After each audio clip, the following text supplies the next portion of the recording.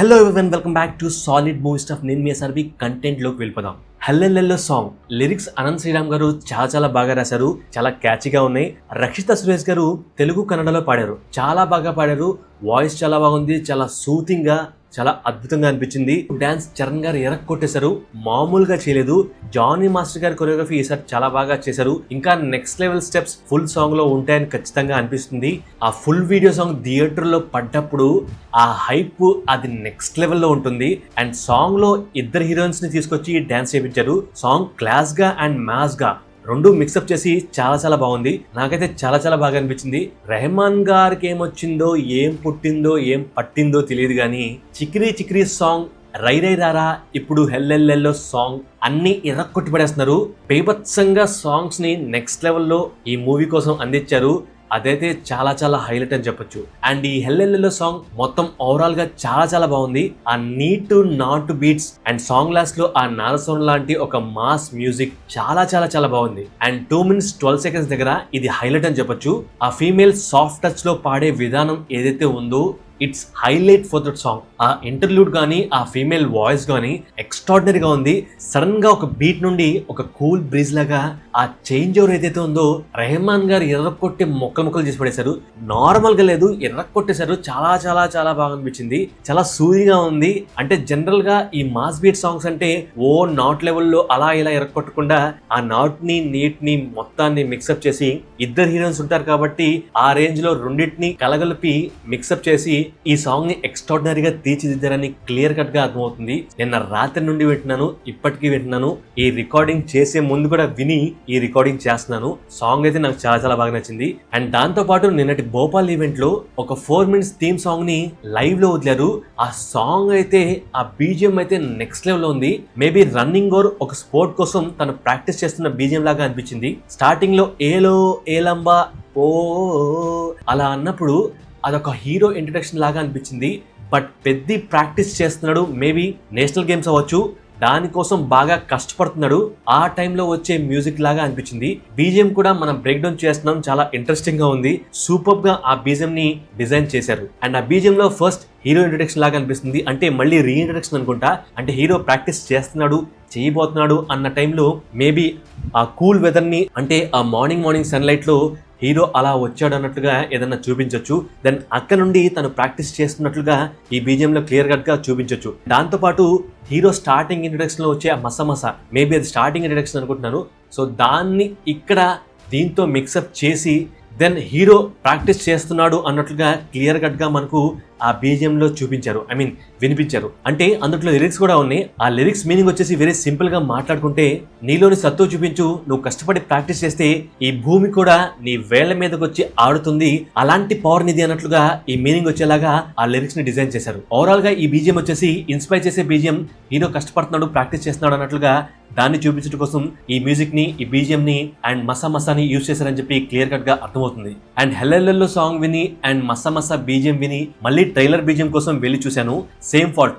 వాళ్ళు చేసిన మిస్టేక్ ఏంటంటే, బీజిఎం మూవీలో సిచ్యువేషన్స్ లో వచ్చేదాన్ని కట్ చేసి అక్కడొకటి అలా పెట్టేశారు. అంటే హీరో ఇంట్రో టైంలో బొమ్మనేరాని గారి దగ్గర హీరోని హైలైట్ చేసేలాగా ఒక బీజిఎం, అచ్చిం వచ్చినప్పుడు తన కోసం చిక్రీ బీజిఎం, ఎమోషనల్ సీన్స్ వచ్చినప్పుడు ఆ బీజిఎం, అండ్ అలాగే మధ్యలో రైల్వే సీన్స్ దగ్గర అక్కడ ఒక బీజిఎం, అలా ఇవన్నీ కలిపి సడన్ చేంజెస్ ఇన్ ట్రైలర్ లో పెట్టడం వల్ల ఆ బీజిఎం కి జనాలు కనెక్ట్ అవ్వలేదేమో అని అనిపించింది. ఎందుకంటే ట్రైలర్ లో ఆల్మోస్ట్ స్టోరీ చెప్పారు. అంటే మూవీలో ఏముంటుంది అనేది క్లియర్ కట్ గా మనకు అర్థం అవడం కోసం ఆ స్టోరీలోని కొన్ని పాయింట్స్ మనకు చూపించారు. సో స్టోరీ లెవెల్లోకి వచ్చేసారు కాబట్టి దాని బీజిఎం కూడా ఓల్డ్ స్టైల్ లో పెట్టారు. ఒకదానికి స్టిక్ అవ్వకుండా మల్టిపుల్ బీజిఎంస్ అలా పెట్టడం వల్ల, ఆ ట్రాన్సిషన్స్ వల్ల మేబీ బీజిఎం కనెక్ట్ అవ్వలేదనుకుంటా. బట్ ట్రైలర్ లో ఉన్న బీజిఎంస్ మూవీలో చూసినప్పుడు మాత్రం ఖచ్చితంగా నెక్స్ట్ లెవెల్లో కనెక్ట్ అవుతాయి. ఇదైతే 100% గ్యారంటీగా చెప్పొచ్చు. అక్కడ ఫుల్ లెంత్ లో ఆ బీజిఎంస్ విన్నప్పుడు, ఆ సీన్స్ చూస్తున్నప్పుడు అవి నెక్స్ట్ లెవెల్లో జనాల్ని గట్టిగా ప్రభావితం చేస్తాయి. అది లవ్ అవ్వచ్చు, ఇంట్రడక్షన్ అవ్వచ్చు, ఆర్ ఎమోషన్ అవ్వచ్చు, ఖచ్చితంగా నెక్స్ట్ లెవెల్లో జనాలకి గట్టిగా కనెక్ట్ అవుతాయి. ఏదైనా సరే మేబీ ట్రైలర్ బీజిఎం గురించి మూవీ టీం వరకు రీచ్ అయిందో లేదో తెలియదు కానీ, రెహమాన్ గారు నిన్న ఈవెంట్ లో రిలీజ్ చేసిన మసా 4 minutes బీజిఎం ఏదైతే ఉందో, అది మొహం మీద కొట్టి వాడుకోండి రా అన్నట్లుగా అనిపించింది. చెత్త కొట్టేశారు అంతే. అండ్ అలాగే మూవీలోని కొన్ని సాంగ్స్ ఉన్నాయి, అంటే అవి సిచ్యువేషన్స్ కి తగ్గట్టుగా ఆ బీజిఎం అలా వస్తాయని చెప్పి, మూవీలో వస్తాయని చెప్పి క్లియర్ కట్ గా ఆయన చెప్పారు. అది ఇప్పుడే రివీల్ చేయడం లేదు, మూవీలో ఆ సిచ్యువేషన్ తగ్గట్టుగా ఆ సీన్స్ కి తగ్గట్టుగా ఆ బీజిఎంస్ వస్తాయి, దెన్ అప్పుడు చూడండి అన్నట్లుగా క్లియర్ కట్ గా నేను ఈవెంట్ లో ఆయన చెప్పారు. ఏదైనా సరే బీజిఎం ఆఫ్ పెద్ది హైలైట్ గా నిలబడబోతుంది, ఇదైతే పక్కాగా ఫిక్స్. అండ్ ఇక సాంగ్స్ మామూలుగా కొట్టలేదు, థియేటర్ లో పోనకాలతో ఆడతారని క్లియర్ గా చెప్పొచ్చు. అది చిక్రీ అవ్వచ్చు, ఆర్ ఫస్ట్ సాంగ్ అయినా రై రై రారా అవ్వచ్చు, అండ్ ఈ హెలెల్లో సాంగ్ అవ్వచ్చు, అది ఏదైనా సరే ఈ సాంగ్స్ కోసం జనాలు దేశం మొత్తం ఊగుతారు. ఆల్రెడీ 2 సాంగ్స్ కోసం ఊగిపోయారు, అండ్ ఆ డాన్స్ కి ఊగిపోతారు, ఇమిటేట్ చేస్తారు, ఖచ్చితంగా ఎంజాయ్ చేస్తారు. రామ్ చరణ్ గారు ఈవెంట్ లో మాట్లాడుతూ నా ఫిలిం లైబ్రరీలో ఈ మూవీ టాప్ లో ఉంటుంది అని అంటున్నారు. దానికి రీజన్ ఈ మూవీ స్టోరీ. రవికిషన్ గారు అండ్ జాన్వి గారు మాట్లాడుతూ ఒక ఇన్స్పిరేషనల్ మూవీ ఇది, యువత చూసి నేర్చుకునేలాగా ఈ మూవీ ఉంటుంది అని అంటున్నారు. అంటే కష్టపడితే ఏదైనా సాధించవచ్చు అన్న కాన్సెప్ట్ తో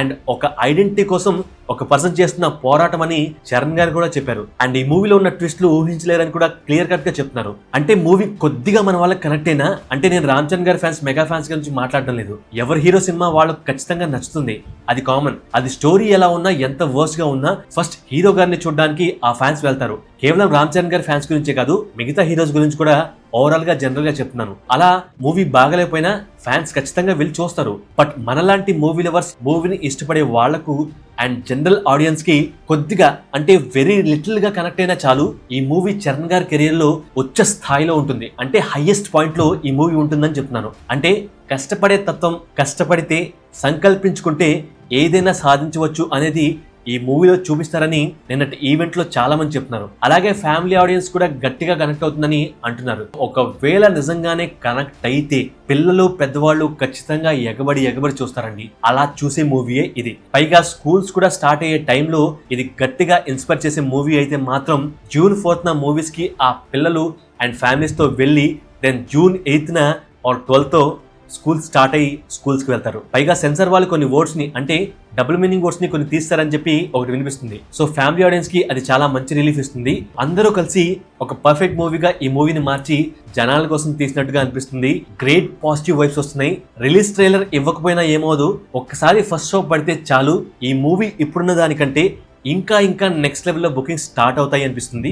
సో గేమ్ చేంజర్ లో అప్పన్న ఆ ఫాదర్ క్యారెక్టర్ ఏదైతే ఉందో అది చేసిన ఎమోషనల్ యాక్టింగ్ మిగతా మూవీ సరిగ్గా తీయకపోవడం వలన అది డిజాల్వ్ అయిపోయింది. కానీ దాని బీజిఎం ఇప్పటికీ నెక్స్ట్ లెవెల్లో ఎమోషన్స్ గా వాడే వీడియోస్ లో యూజ్ చేస్తున్నారు. ఈవెన్ ఆ మూవీలో సాంగ్స్ బాగలేకపోయినా ఆ బీజిఎం ని యూజ్ చేస్తున్నారు. అక్కడ ఆ అప్పన్న క్యారెక్టర్ ఫెయిల్ అయ్యిందేమో గానీ, బట్ ఈసారి బీజిఎం అండ్ సాంగ్స్ ఫెయిల్ అవ్వలేదు, అది 100% నిజం. And Peddi character in Delhi, Ram Charan గారు, బుచ్చిబాబు గారు కార్ ఇంటర్వ్యూలో చెప్పినట్టుగా last portion of the movie next లెవెల్లో ఉంటుంది అని అంటున్నారు. అది ఈసారి ఖచ్చితంగా ఫెయిల్ అవ్వదు. ఒక్కసారి పోవచ్చు కానీ ప్రతిసారి అలా అవ్వదు. సో ఈసారి ఈ Peddi movie entertainment, fun, emotions గట్టిగా వర్కౌట్ అవుతాయి అనిపిస్తుంది. అనిపించడం కాదు, ఖచ్చితంగా జరుగుతుంది. నేనేమి రివ్యూ ముందే చెప్పడం లేదు, అది 3rd night Peddi movie shows పడ్డప్పుడు అది క్లియర్ కట్ గా అప్పుడు చెప్తాను. బట్ పెద్ది చుట్టూ బీభత్సమైన పాజిటివ్స్ ఏర్పడ్డాయి. Hoping a biggest blockbuster for Ram Charan గారు. అండ్ అఫ్ కోర్స్ ఫ్యాన్స్ పండగ చేసుకునే సినిమా అవుతుంది. మాలాంటి మూవీ లవర్స్ కూడా హ్యాపీగా మూవీ థియేటర్ కు వెళ్ళి తెగ ఎంజాయ్ చేసి వస్తామని చెప్పి క్లియర్ కట్ గా అనిపిస్తుంది. మీకు ప్రెసెంట్ ఈ మూవీ పైన ఉన్న ఎక్స్పెక్టేషన్స్ ఏంటో ఆనెస్ట్ గా చెప్పండి. మెయిన్లీ రామ్ చరణ్ గారి ఫ్యాన్స్ కాకుండా మిగతా వాళ్ళు చెప్పండి. అండ్ అలాగే మన వీడియోస్ నచ్చితే లైక్, షేర్ తో పాటు సబ్స్క్రైబ్ చేసి ఫాలో కూడా కొట్టండి. Thank you, love you all.